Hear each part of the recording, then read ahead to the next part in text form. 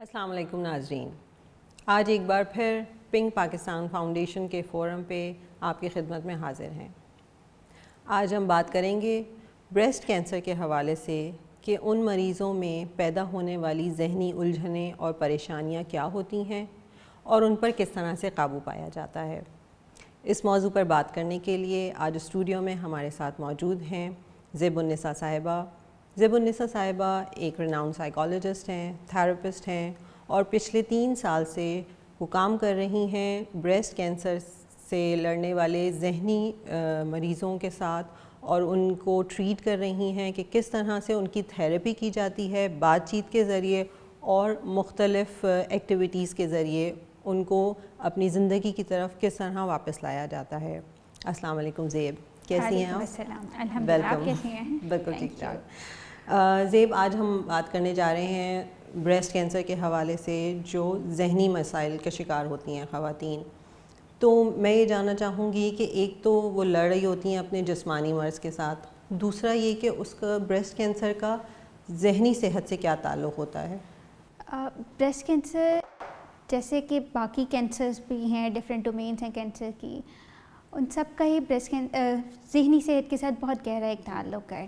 Like آپ یہ سیکھیں نا کہ ہم ایک اسٹگما، کینسر کو ایک اسٹگما سمجھا جاتا ہے، اسپیشلی بریسٹ کینسر ہماری سوسائٹی میں it's a very big stigma, جس کے اوپر بات کرنا ہی ایک بہت مشکل کام ہے خواتین کے لیے۔ لوگ کمفرٹیبل نہیں ہوتے اس پہ بات کرنے کے لیے، اور لوگ اس پہ شیئر کرنا بھی نہیں بالکل مناسب سمجھتے ہیں، اور اس کے ریزن یہ ہے کہ ایک تو اسٹگما، دوسرا آپ کا ایک سیلف امیج، آپ کی اپنی پرسنلی باڈی امیج کو لے کے جو ڈسسیٹسفیکشن ڈیولپ ہونا شروع ہو جاتی ہے، اسپیشلی اگر ہم ینگسٹرس کی بات کر رہے ہیں۔ ینگ ایج میں اگر یہ بریسٹ کینسر ہو رہا ہے، اور اب بہت کامن ہے، ینگ ایج میں بھی بہت کامن ہے۔ یہ بتائیے کہ وہ کیا ذہنی مسائل ہوتے ہیں جو آپ نے دیکھے ہیں، کیونکہ آپ اتنے عرصے سے ان مریضوں کے ساتھ انٹریکٹ کر رہی ہیں، کہ وہ کیا مختلف چیزیں ہیں جو ان کے ذہن میں آتی ہیں اور وہ کیا پریشانیاں ہوتی ہیں؟ دیکھیں، ایک تو سب سے پہلے تو جیسے میں نے آپ کو کہا کہ باڈی امیج، آپ کا اپنا باڈی امیج کو لے کے ایک پرسیپشن، نیگیٹو پرسیپشن ڈیولپ ہونا شروع ہو جاتا ہے that she's gonna lose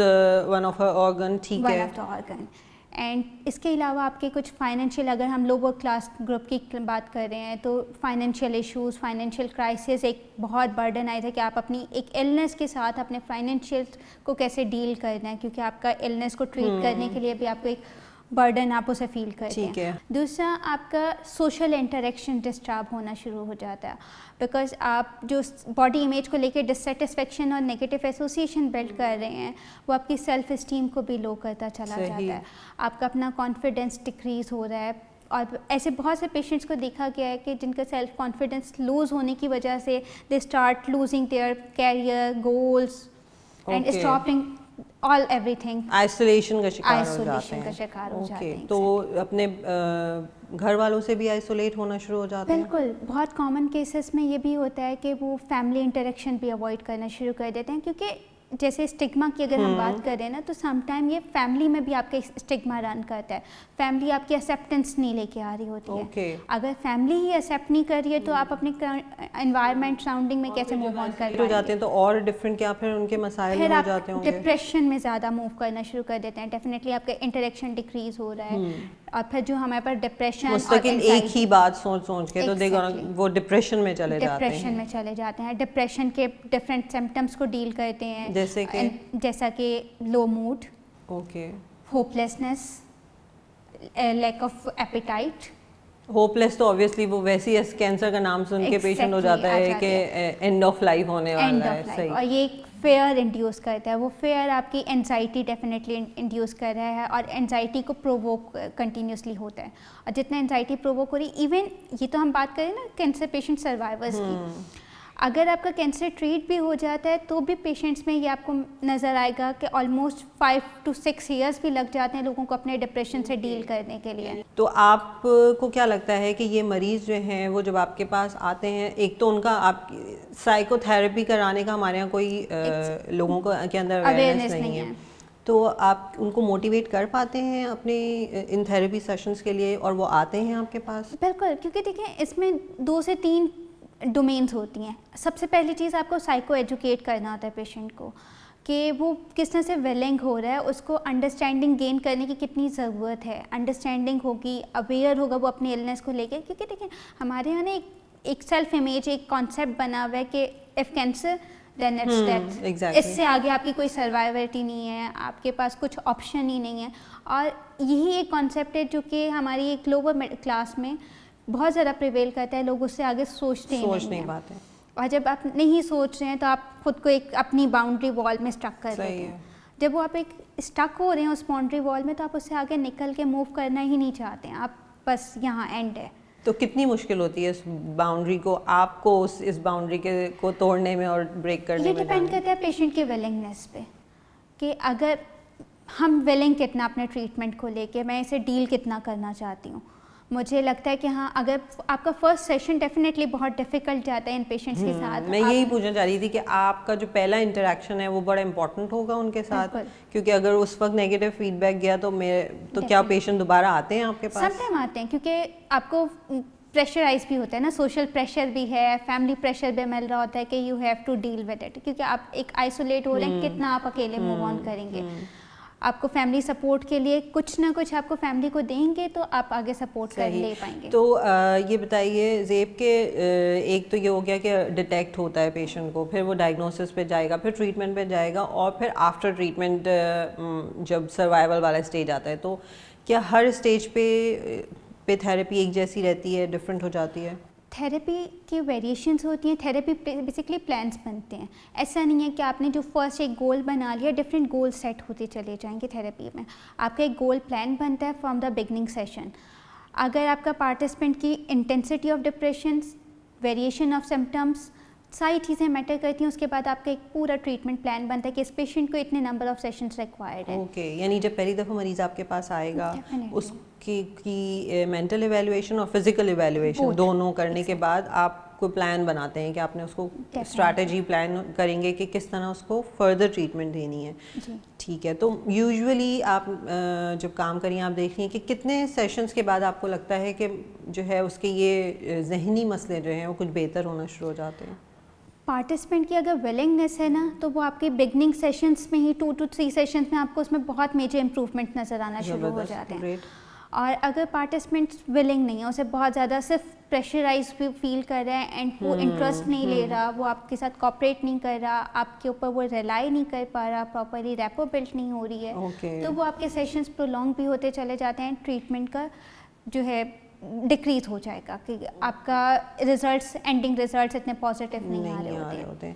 تو کیا ایسا ہوتا ہے کہ اگر جیسے آپ نے ابھی ریپو کی بات کی کہ تھراپسٹ کے ساتھ اگر پیشنٹ کا ریپو بلڈ نہیں ہو رہا, تو کیا اس کو تھراپسٹ چینج کرنے کی ضرورت پڑتی ہے؟ ڈیفینیٹلی. سم ٹائم دیکھیں ایک تھراپیوٹک پلان بھی exactly as like a treatment ہے.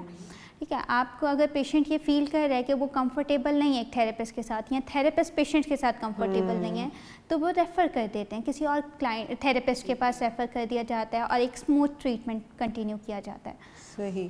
تو یہ بتائیے, جیسے اب جو ہم اس شروع میں ہم نے بات کی کہ کوئی ایج ڈسکرمنیشن بریسٹ کینسر کی نہیں رہی ہے, ینگ ایج میں بھی ہو رہا ہے, اولڈ ایج میں بھی ہو رہا ہے, مڈل ایج میں بھی ہو رہا ہے, تو کیا ان ایج کے ساتھ ان کی جو سمٹمس ہیں, انزائٹی, ڈپریشن, موڈ, یہ ویریشن سیم ہوتی ہیں یا ڈفرینٹ ہوتی ہیں انٹینسٹی؟ ڈفرینٹ ہوتی ہیں, انٹینسٹی ڈفرینٹ ہوتی ہے, ویریشن بھی ڈفر کرتی ہے. بیکاز ایک جو ینگسٹرز ہیں نا, وہ اپنے کیریئرس کو لے کے بہت موٹیویٹیڈ اینڈ کیریئر کو لے کے بہت انٹرسٹڈ ہوتے ہیں, وہ بڑے ظاہر انرجی فیز میں ہیں, اور وہ آپ کا ایک سڈن انرجی فال آنا شروع ہو جاتا ہے. اپنی النس کو پہلے تو ایکسیپٹیبلٹی لانے میں بہت ٹائم کنزیوم ہوتا ہے. آپ ایکسیپٹنس لے کے آئیں گے اپنی النس کو, تو آپ ٹریٹمنٹ کے لیے اور پھر فردر پلانس کو موو آن کرتے ہیں. ایون بہت سے ایسے پازیٹیو کیسز بھی ہیں جو اپنے ٹریٹمنٹ پلان کے ساتھ اپنے کیریئر کو کنٹینیو کرتے ہیں, بٹ ان سم کیسز لوگ ہوپ لیس ہونا شروع ہو جاتے ہیں. زیادہ کیسز میں یہی ہے کیونکہ آپ کا سوسائٹی مطلب آپ 100% میں سے آپ کو اگر ینگ پیشنٹ ہے تو وہ کتنا ہوپ فل آپ کے خیال سے رہتا ہوگا؟ Mostly hardly 10%. کم ہے پرسنٹیج. تو آپ کو ان پہ ورک کرنا پڑے گا زیادہ. اور ایک وہ والی خواتین جو ایک شادی شدہ عورت ہے جس کی فیملی ہے, بچے ہیں, اس کا کیا فیئر ہوگا؟ وہ میرے خیال سے کچھ मुख्तलिफ होगा? डेथ ऑफ फेयर तो हर एज में एक्सेप्ट फॉर द डेथ का जो फेयर है उसके अलावा, लेकिन जो यंगस्टर्स और अनमैरिड वुमेन्स हैं उनको कॉमनली वो अपने बॉडी इमेज को लेके ज़्यादा सफ़र करते हैं और सेल्फ कॉन्फिडेंस लूज करना शुरू कर देते हैं. अगर हम मैरिड वुमेन्स की बात कर रहे हैं तो उनमें भी बहुत ज़्यादा इसका इफेक्ट आता है, specially how to deal with their children, किस तरह से उन्हें फेस करेंगे, अपने इलनेस के बारे में बताया कैसे, बिकॉज अगर आप इसके ट्रीटमेंट प्लान्स की तरफ जाते हैं, कीमोथेरेपी बहुत सीवियर साइड इफेक्ट्स लेके आता है. ये भी इटसेल्फ एक डिप्रेशन की बहुत मेजर रीज़न होता है कैंसर पेशेंट्स में.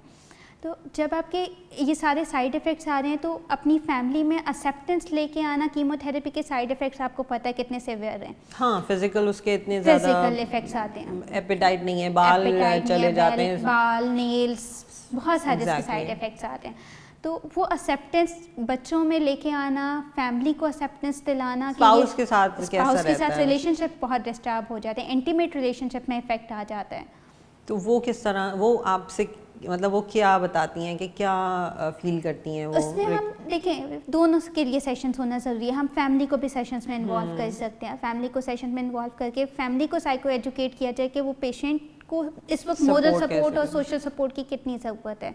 अगर फैमिली की मोरल एंड सोशल सपोर्ट होती है तो कैंसर पेशेंट्स इससे ज़्यादा जल्दी मूव ऑन कर जाते हैं कंपैरेटिवली दोज ग्रुप जिन्हें कोई सपोर्ट नहीं है. तो यानी कि सिर्फ पेशेंट को सपोर्ट थेरेपी की ज़रूरत नहीं है, फैमिली को भी ज़रूरत है. और आपस में सेपरेशन के फेयर होते हैं? सेपरेशन के भी बहुत ज़्यादा फेयर. क्या ऐसे केसेस आपको सामने आए हैं? होते हैं. मतलब कितने कॉमनली पेशेंट जो है सम टाइम आप 50-50 पॉपुलेशन ये भी कह सकते हैं कि जिन्हें अवेयरनेस नहीं है दे गेट सेपरेटेड. साथ साथ साइमल्टेनियसली पेशेंट और फैमिली को की थेरेपी बहुत ज़रूरी है.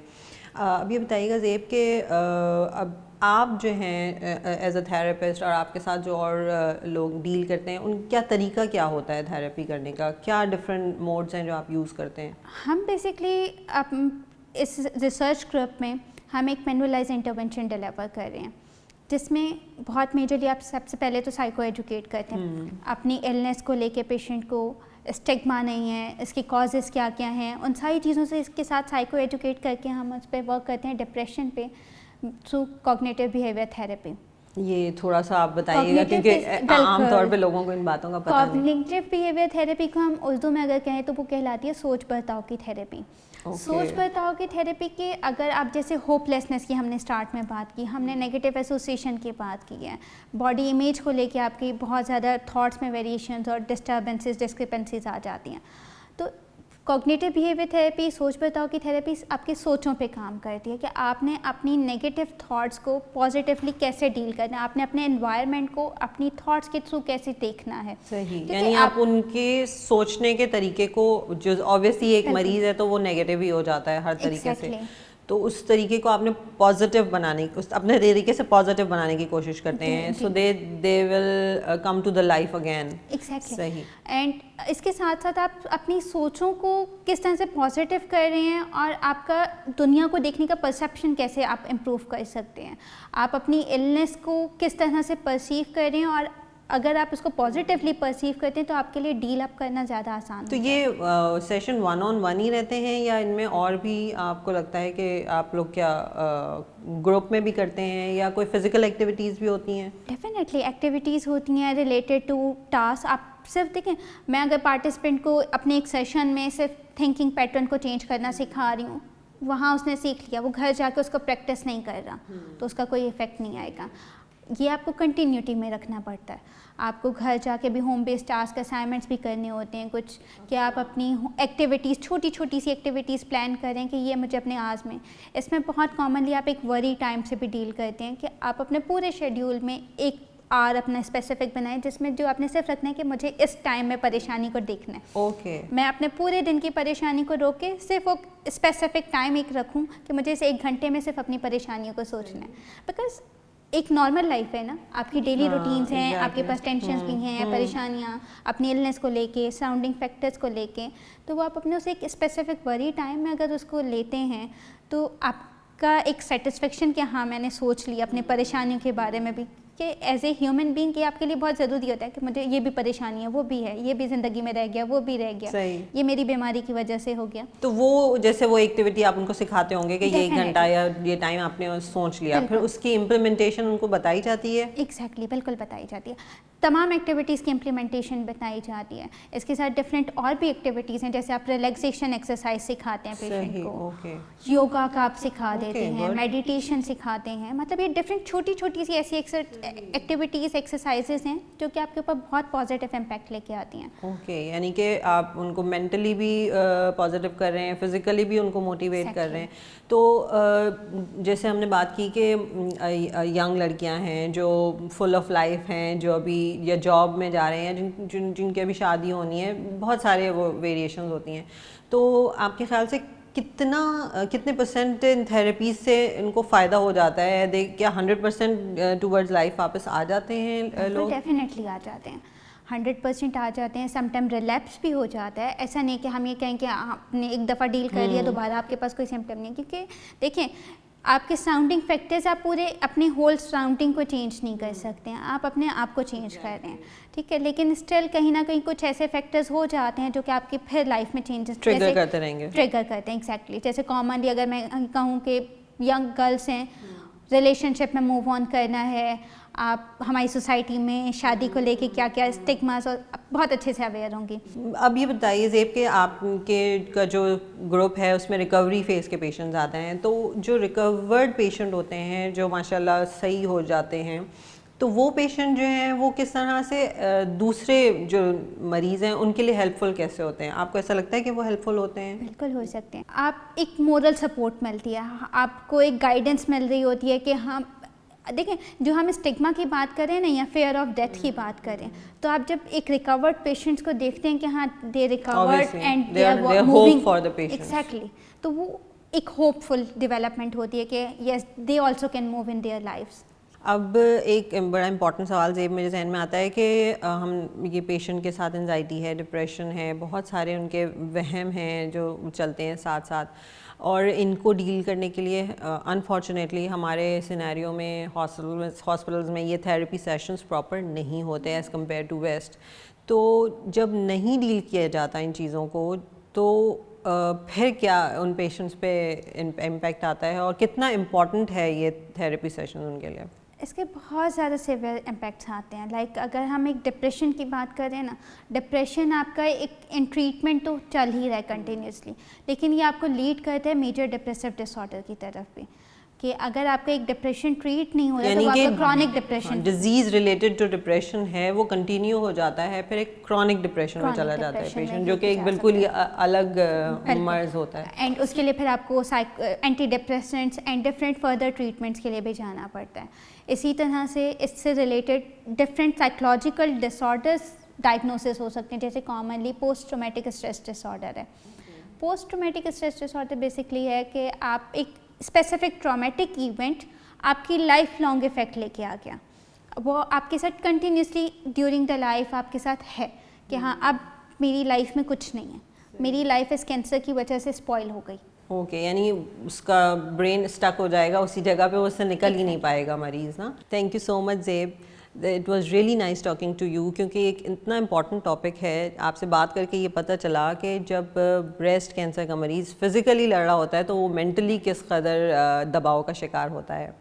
ناظرین، آپ نے دیکھا کہ بریسٹ کینسر سے لڑنے والے مریضوں کے لیے فزیکل تھراپی، مینٹل تھراپی کتنی امپورٹنٹ ہوتی ہے، اور یہ اسی کی ہم اہمیت کو اجاگر کرنا چاہتے ہیں، اور یہ آپ کو بتانا چاہتے ہیں کہ اس سے آپ مریضوں، نہ صرف مریض بلکہ ان کے خاندان والوں کے ساتھ کتنا امپورٹنٹ امپیکٹ لا سکتے ہیں. خوش رہیے، صحت مند رہیے اور اپنا خیال رکھیے.